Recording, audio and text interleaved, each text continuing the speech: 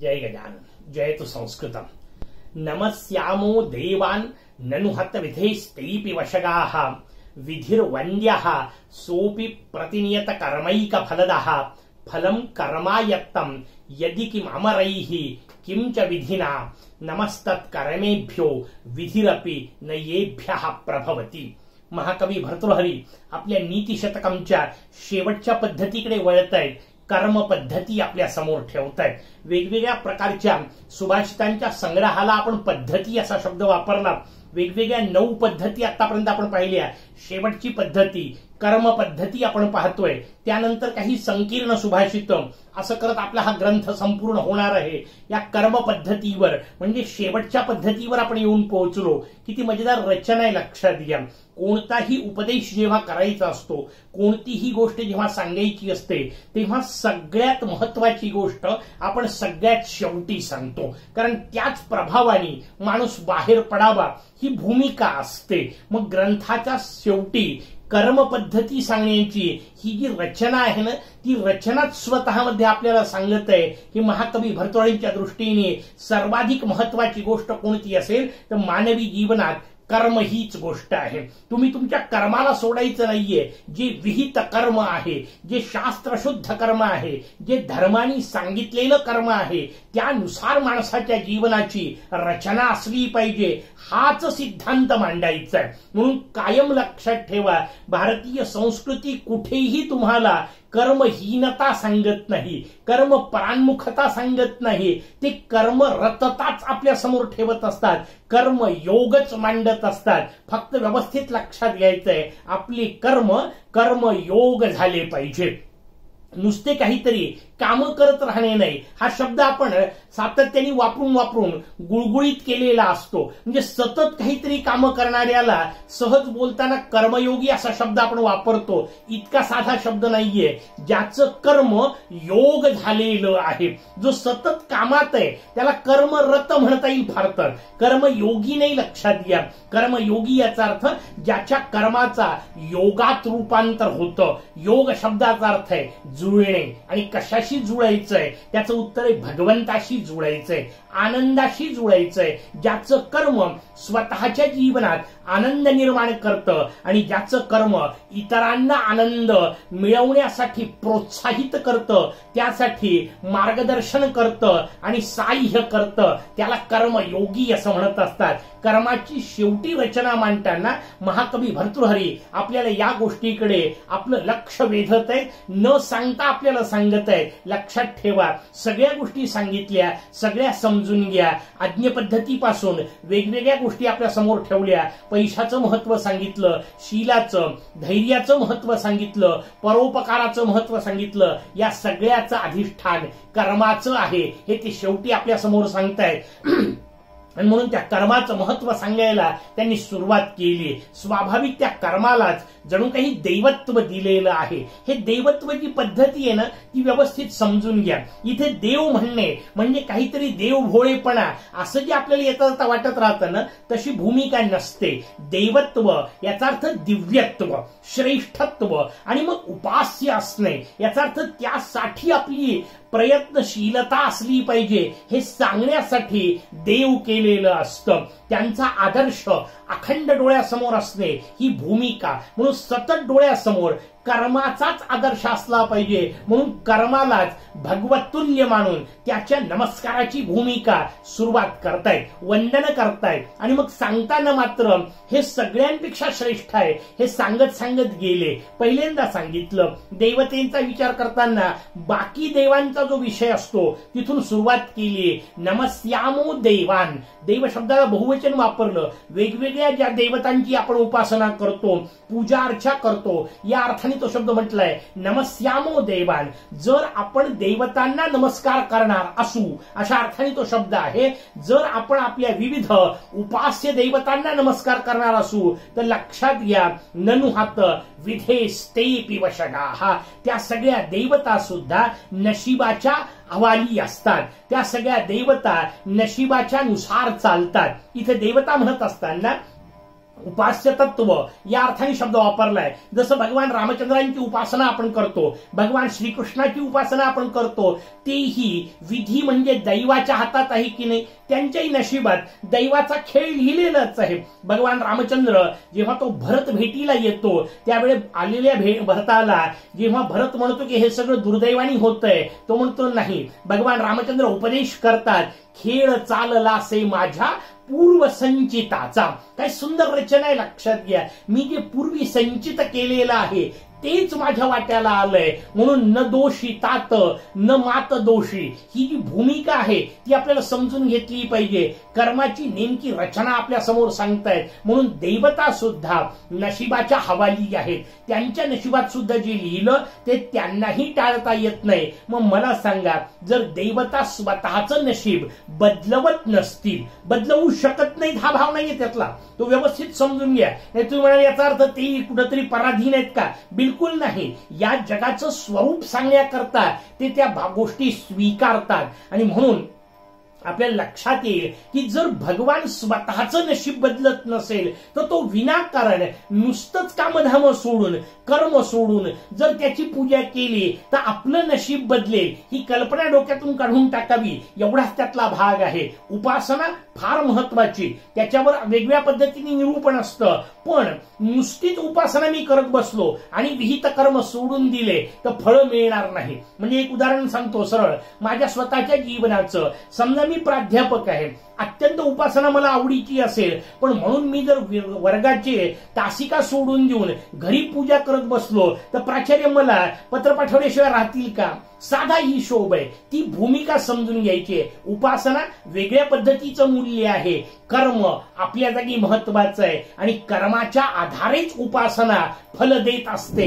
कारण उपासना सुद्धा एक वेगळं कर्म आहे, हा भाव त्यातला समजून घ्या. आणि म्हणून देवता सुद्धा विधीच्या म्हणजे नशिबाच्या, दैवाच्या अधीन असतात. या अर्थाने पहिल्या ओळीत सांगितलं. दुसऱ्या ओळीत म्हणतायत विधिर्वंद्याहा. बरं, त्या नशिबाला महत्व म्हणावं, त्याच्याबद्दल आपण विचार करावा की चला हरकत नाही, देवांना शरण जाऊन उपयोग नाही कारण त्या नशिबावर आधारित आहेत. नशिबाला शरण जावं का? तर त्याचंही उत्तर सांगताना सांगतायत विधिर्वंद्याहा सोपी प्रतिनियत कर्मैक फलदाहा. शेवटी नशीब म्हणजे तरी काय? तुम्ही केलेल्या नियत म्हणजे ठराविक असलेल्या, निश्चितपणे झालेल्या प्रतिनियत कर्मैक फलदाहा. तुम्ही जे ठरलेलं कर्म करता, जे काही तुमचं कर्म घडत असतं त्या कर्माचं फळ नशीब तुम्हाला देतं. किती मजेदार रचना आहे, लक्षात घ्या. हा भारतीय सिद्धांत जो आहे ना, तो तुमच्या माझ्या संस्कृतीत इतका रुजलेला आहे, लोकांच्या मनात इतका भरलेला आहे की अगदी चित्रपटांच्या गाण्यामध्ये सुद्धा ही भूमिका आपल्याला पाहायला मिळते. मग चित्रपटाचे गाणे हिंदी असोत की मराठी असोत, त्याच्यामधून हे तत्वज्ञान किती सहजतेने येतं. भारताचा माणूस मूलतः तत्वज्ञानी आहे, तत्वज्ञान प्रेमी आहे, कारण ह्या गोष्टी सहज त्याच्या आचरणात येत असतात. किती साध्या साध्या गाण्यांमधून सुद्धा, हिंदी चित्रपटाची गीतं, त्याच्यात सुद्धा तत्वज्ञान कसं आलेलं आहे. जैसा कर्म करेगा वैसा फल देगा भगवान, ये हे गीता का ज्ञान. काय सुंदर रचना सांगितली. सगळं गीतेचं तत्वज्ञान गाण्यातून आपल्या समोर सांगितलं. मराठीतही त्याच अर्थात किती सुंदर गीत आलेलं आहे. जगी जीवनाचे सार घ्यावे जाणून सत्वर, जैसे ज्याचे कर्म तैसे फल देतो रे ईश्वर. किती सहज शब्दामध्ये ही संपूर्ण कर्माची रचना आपल्या समोर गीतकारांनी सादर केली. सहजतेने ऐकण्यासारखी, सहजतेने मनात रुंजी घालत राहील अशा पद्धतीने, आणि लक्ष त्याच्या अर्थावर ठेवलं तर आपल्या जीवनाला एक उद्दिष्ट प्राप्त होईल, आपल्या उद्दिष्टाप्रत जाण्याचा मार्ग प्रशस्त होईल. अशी सुंदर रचना सांगितली. कर्मानुसार भगवान सुद्धा फल देत असतात. तुम्ही कर्म कराल तर भगवान फळ देणार आहे. नुसतीच भगवंताची पूजा केली असं नाही मिळणार. हा, एक गोष्ट लक्षात घ्या, विद्यार्थ्यांना सांगताना मी सांगत असतो, कितीही तुम्ही देवतेची उपासना करत असले आणि कितीही त्या मोरयाला शमी मंदार दुर्वा वाहिल्या तर दुर्वांमधून उत्तर नाही येणार आहे, लक्षात घ्या. मग त्या उपासनेचा फायदा काय? त्याचा एक फायदा निश्चित आहे, आपल्याला एक आनंद मिळेल. त्या आनंदानंतर जेव्हा वाचायला बसाल ना तेव्हा वाचलेलं पटकन समजेल आणि नशीब नावाची गोष्ट तयार होईल. जे वाचलं तेच परीक्षेत येईल, वेळेवर आठवेल. ह्या उपासनेचा फायदा आहे.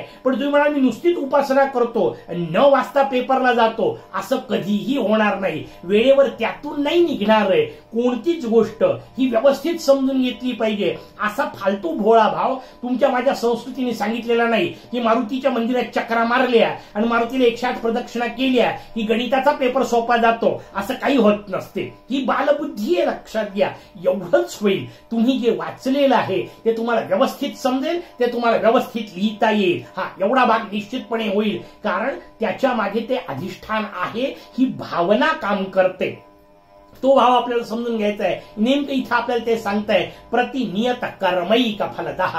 नशीब सुद्धा तुम्ही केलेल्या प्रत्येक कर्माचं फळ तुम्हाला प्रदान करणार आहे. आणि मग तिसऱ्या ओळीत वापरलं, जर नाही समजून घेतलं तर मगाशी म्हणतात हा विचित्र अर्थ येईल, फलम कर्मायत्तम यदि किमामरैहि. जर ते फळ कर्मावरच अवलंबून असेल तर करायचं काय देवतांचं? या वाक्याचा अर्थ देवता नाकारणे असा नाही.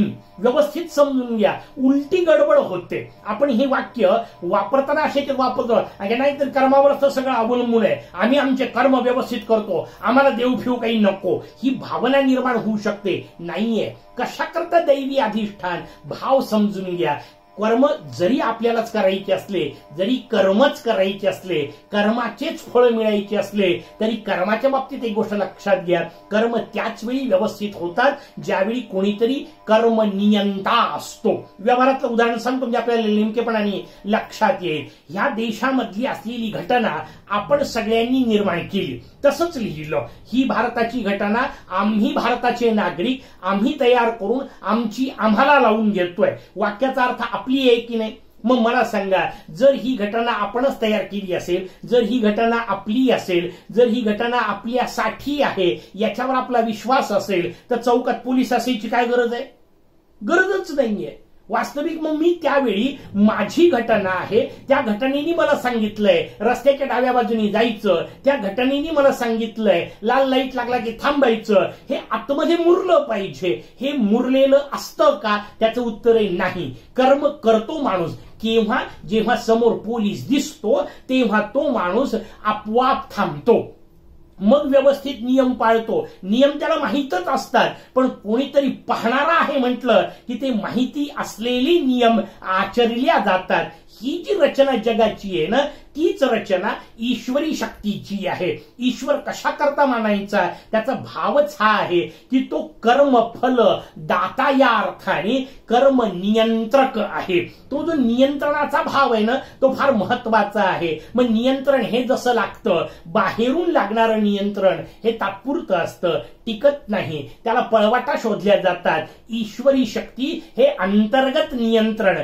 तुमच्या माझ्या शास्त्राने दिलं, धर्माने दिलं की अरे भगवान पाहतोय, कोणीतरी पाहतोय म्हटलं की आपण वेडवाकडं वागत नाही. स्वाभाविक नियम आहे. आणि मग सर्वत्र परमात्मा भरलेला आहे. तो पाहतो म्हटलं की त्याचं जे नियंत्रण येतं त्या नियंत्रणाचा हिशोब आहे. म्हणून देव नको या वाक्याचा अर्थ असा नाहीये, पण आता पुढचा हिशोब आहे. मग मला गरज काय कोणी पाहायची? माझा मी चांगला वागेल या अर्थाने जेव्हा अवस्था होईल किंवा इतकी उन्नत अवस्था जेव्हा होईल की माझ्यावर नियंत्रणासाठी मला कोणाची आवश्यकता नाही, मी माझ्या आनंदाकरता ते कर्म करेल, या अवस्थेला जेव्हा जाल ना तेव्हा ते वाक्य आहे फलम कर्मायत्तम यदि किमामरैहि. कारण नाहीतरी कर्माचेच फळ मिळणार आहे. करायचंय काय मला ईश्वराची उपासना तरी करून? का? कारण त्यांनी नाही पाहिलं किंवा पाहिलं तरी मी माझे कर्म व्यवस्थित करतोय, तेव्हा वापरायचंय, आधी नाही.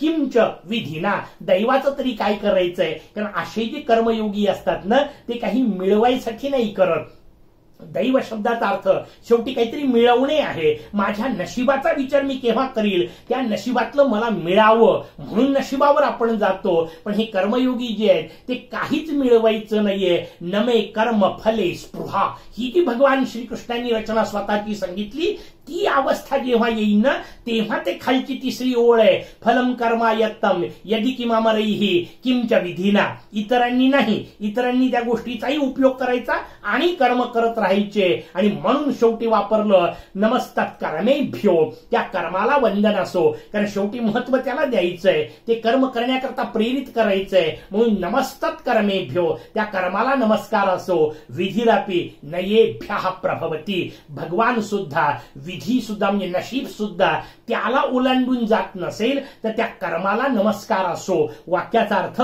ते कर्मच माझ्यासाठी अभिवंदनीय आहे, अनुकरणीय आहे, त्याच्यावरच माझं कर्म मार्ग हा आचरायचा आहे. या गोष्टीवरचा ठाम विश्वास ठेवून कर्माचं महत्व सांगायला त्यांनी सुरुवात केली. कर्माच्या आणखीन काही गोष्टींचे पैलू पुढच्या सुभाषितात. तोपर्यंत जयतु संस्कृतम.